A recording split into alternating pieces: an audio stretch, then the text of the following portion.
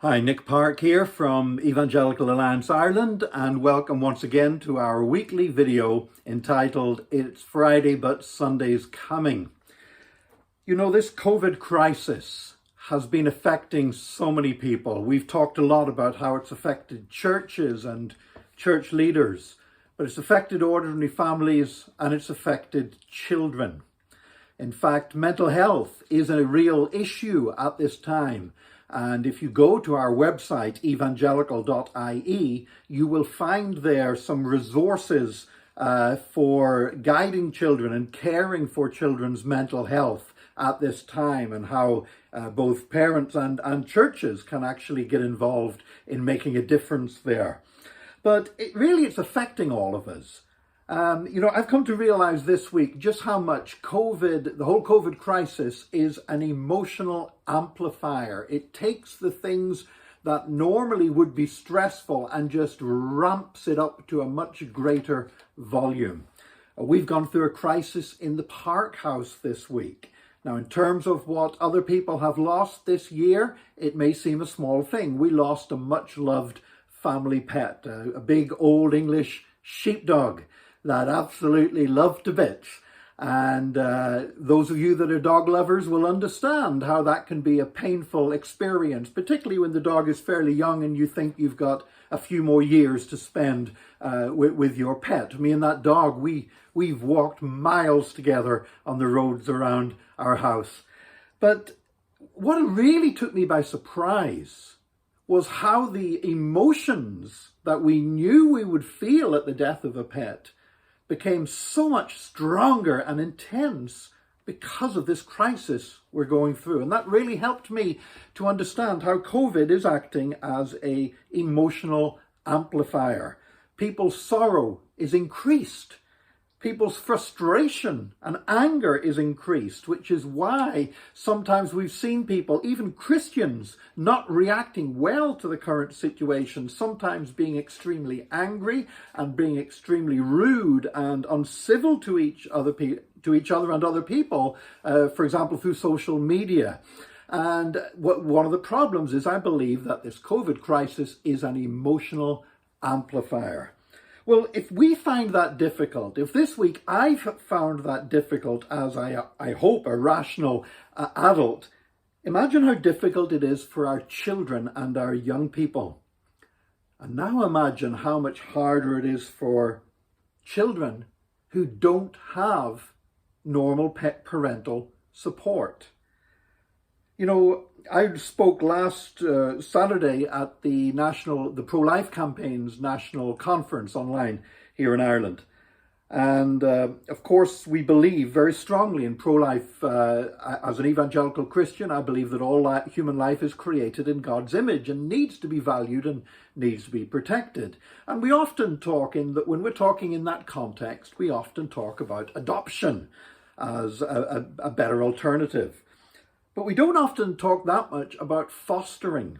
And fostering, of course, is a different proposition from adoption, because often with fostering, you're talking an older child where experiences have maybe already created some attitudes and some behaviors which can be very challenging for a foster parent. Adoption, it's very much starting off with a blank slate, even with very young adopted babies who have had a terrible start in life. I know a young man who was adopted, and his mother, the birth mother, was a drug addict.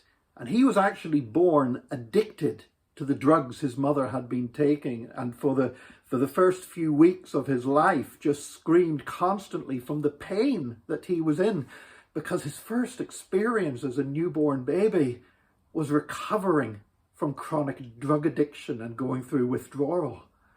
Now, that young man, I have to say, has grown up to be a well-balanced young man on fire for Jesus Christ, and he's certainly got his head on his shoulders because he's an Arsenal supporter as well.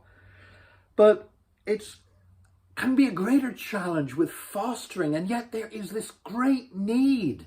I mean, there are currently over 200 children in Ireland waiting for foster parents.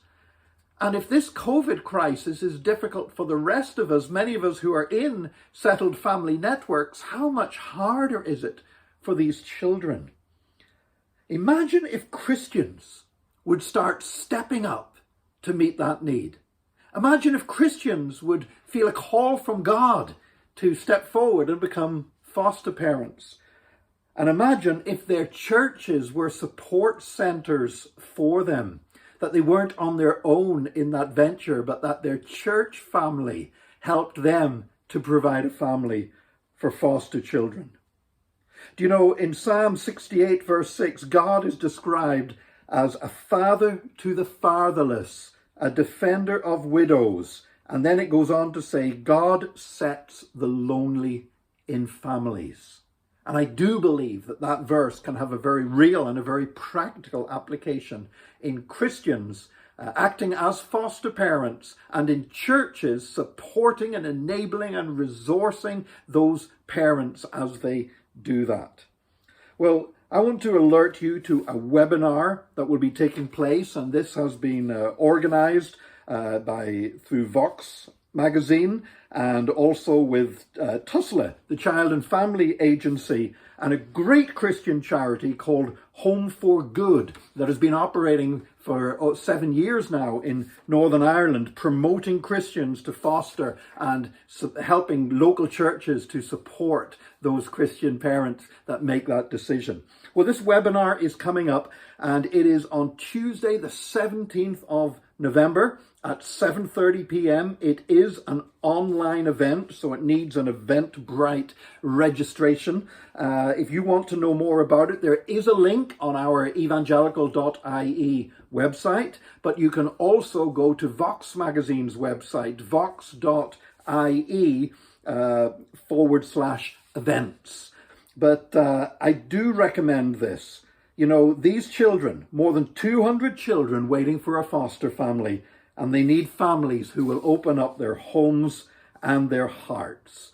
I would encourage you to pray whether you have the potential to be a foster parent, or whether your church has a potential to become a support center for foster parents making a difference in this area. So that is the What About Fostering? The Faith and Fostering webinar. It's on Tuesday, 17th of November, 7:30 p.m. online. Check it out at either vox.ie /events or at evangelical.ie. I pray that God will guide you in that, and praise God. Just remember, it might be Friday, but Sunday's coming.